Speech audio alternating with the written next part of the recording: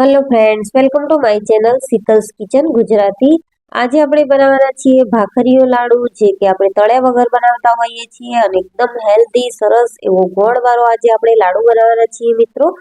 તો recipe video and સુધી જરૂરથી જોજો અને જો મારી ચેનલ પર નવા આવ્યા હો તો ચેનલને સબસ્ક્રાઇબ જરૂરથી કરજો। જો તમે આ રેસીપી વિડીયો ફેસબુક પર જોઈ રહ્યા હોય તો મારા ફેસબુક પેજને ફોલો કરજો અને સબસ્ક્રાઇબનું બટન દબાવવાનું બિલકુલ ન ભૂલશો। તો એકદમ હેલ્ધી અને ખાવામાં બધાને ભાવે એવું લાડુ બનાવવાનું શરૂ કરીશું। તો સૌથી પહેલા અહીંયા અમે ભાખરીઓ લાડુ બનાવવા માટે જે ભાખરીનો લોટ આવે છે જાડો એ લઈ લીધો છે। રોટલી કરતા થોડો જાડો લોટ હોય છે એ આપણે લેવાનો છે, જેથી કરીને એકદમ સરસ કરકરા લોટ જેવું સ્ટ્રક્ચર તેનું આવી જશે। હવે મોણ માટે આપણે તેલ ઉમેરીશું। તેલ આપણે સારા પ્રમાણમાં ઉમેરવાનું છે। અહીંયા મેં 5 થી 6 ચમચી જેટલું તેલ ઉમેરી લીધું છે અને તેલને આપણે સારી રીતે લોટમાં મિક્સ કરી લઈશું। તો આ રીતે લોટ બધો જ તેલમાં કોટ થઈ જાય એ વાતનું ખાસ ધ્યાન રાખવાનું છે અને મુઠ્ઠી પડતું મોણ દેવાનું છે।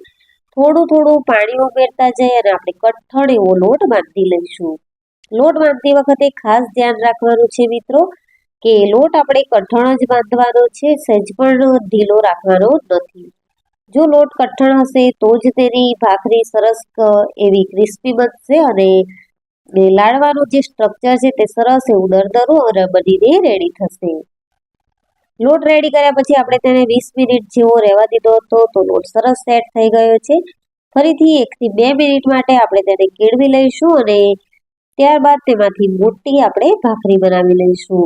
લાડુ બનાવવાની ભાખરી છે થોડી જાડી અને મોટી જ હોય છે, તો આપણે એ મુજબ અહીંયા હું બધા જ લોટમાંથી 5 ભાગ કરી રહી છું અને 5 આપણે જાડી મોટી ભાખરી બનાવી લઈશું। તો મિત્રો આ રીતનો કઠણ લોટ હશે તો જ તમારો લાડુ છે તે પરફેક્ટ બનીને રેડી થશે અને એકદમ દરદરા સ્ટ્રક્ચરમાં બનીને રેડી થશે।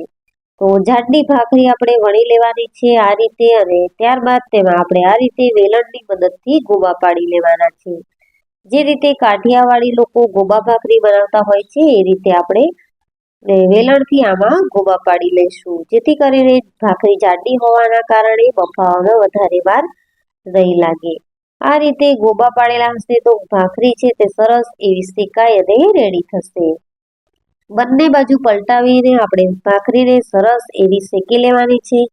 અહીંયા તમે જોઈ શકો છો કે ગોલ્ડન બ્રાઉન કલરની આપણી ભાખરી છે તે થઈ ગઈ છે અને હવે આપણે તેને ડાયરેક્ટ ગેસની ફ્લેમ ઉપર શેકી લઈશું, જેથી કરીને લાડુમાં એક સ્મોકી ફ્લેવર પણ આવી જશે અને ભાખરી છે તે કોઈ પણ જગ્યાએ સહેજ પણ કાચી નહીં રહે।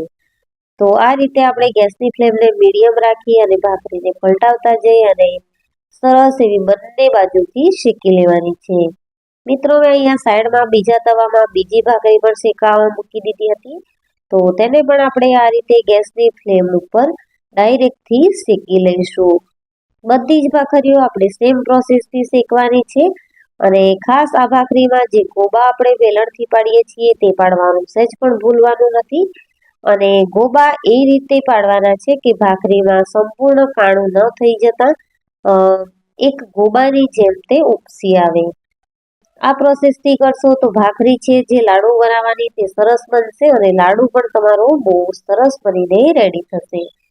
બધી જ ભાખરીઓ અહીંયા મેં શેકી લીધી છે અને બધી જ ભાખરીઓને આપણે ઠંડી થવા દીધી છે। ઠંડી થઈ ગયા બાદ આપણે તેને મિક્સર જારમાં લઈ લઈશું અને લાડવા માટેનો લોટ રેડી કરી લઈશું। અહીંયા તમારે ખાયણી દસ્તામાં કૂટવું હોય તો પણ તમે કરી શકો છો, પરંતુ મિક્સર જારમાં કરીશું તો ફટાફટથી થશે અને આપણો સમય પણ બચશે અને આપણને મહેનત પણ ઓછી પડશે। આ રીતે મિક્સર જારમાં એકદમ દરદરો એવો આપણો લાડવા માટેનો લોટ તૈયાર થઈ ગયો છે, તો તેને ચાળણામાં ઉમેરી લઈશું અને ચાળી લેવાનો છે।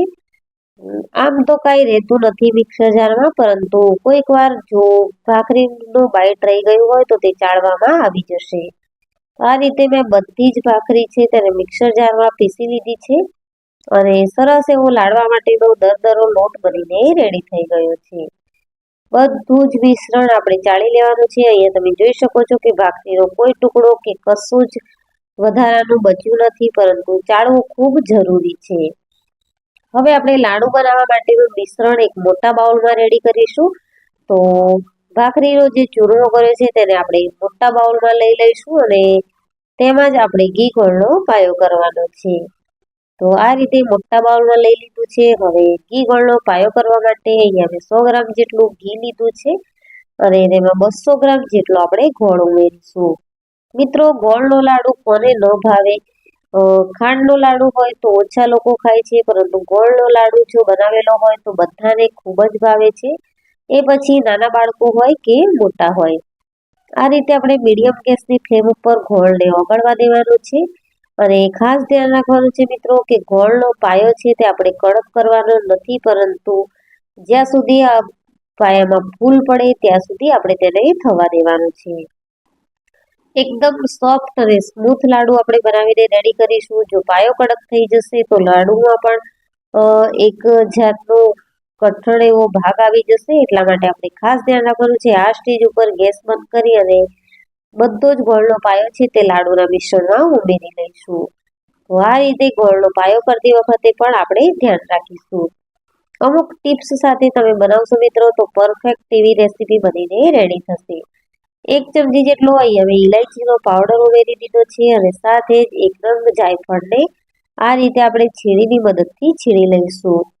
ગોળના લાડુમાં ઇલાયચી અને જાયફળનો ટેસ્ટ છે તે ખૂબ જ સારો લાગતો હોય છે અને જાયફળના લીધે એક અલગ ફ્લેવર પણ આવી જાય છે. મિશ્રણ અત્યારે ગરમ છે તો આપણે ચમચાની મદદથી આ રીતે મિક્સ કરીશું અને થોડું આપણે હાથ લગાવી શકીએ એ રીતનું થાય એટલે હાથેથી સરસ લાડુના મિક્સરને મિક્સ કરી લેવાનું છે અને ત્યારબાદ આપણે તેના લાડુ બનાવી લઈશું. તો આ રીતે તમારે જો છૂટો ચૂરમો ખાવો હોય તો તમે આ રીતે પણ રહેવા દઈ શકો છો અને લાડુનો શેપ આપવો હોય તો તમે લાડુનો શેપ પણ આપી શકો છો. અહીંયા હું આ રીતના જે મોલ્ડ છે તેમાં લાડુ બનાવી રહી છું, જે ડિઝાઇન વાળા, જે જોવામાં પણ સારા લાગશે અને બાળકો આકર્ષાઈને ઇઝીલી ખાઈ લેશે.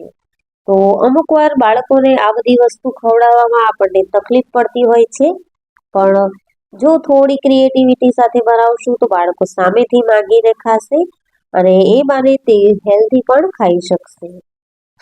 તો બધા જ લાડુ આપણે આ મોલ્ડમાં જ બનાવી લઈશું. તમારે આ રીતે મોલ્ડમાં ન બનાવવા હોય તો સિમ્પલ તમે ગોળ લાડુ બે હાથની મદદથી વાળી શકો છો. તો અને આ લાડુ છે મિત્રો તે આપણે જે તળીને લાડુ બનાવીએ છીએ એની કમ્પેરમાં ખૂબ જ હેલ્ધી છે, કારણ કે આ લાડુ બનાવવામાં આપણે મોવણ સિવાય બીજું કોઈ પણ તેલનો ઉપયોગ કર્યો નથી અને બિલકુલ સરસ ગેસ ઉપર શેકીને જ બનાવ્યા છે. તો અહીંયા બધા જ લાડુ છે તે બધીને રેડી છે. તેને ખસખસથી ગાર્નિશ કરી દઈશું અને પછી એન્જોય કરીશું.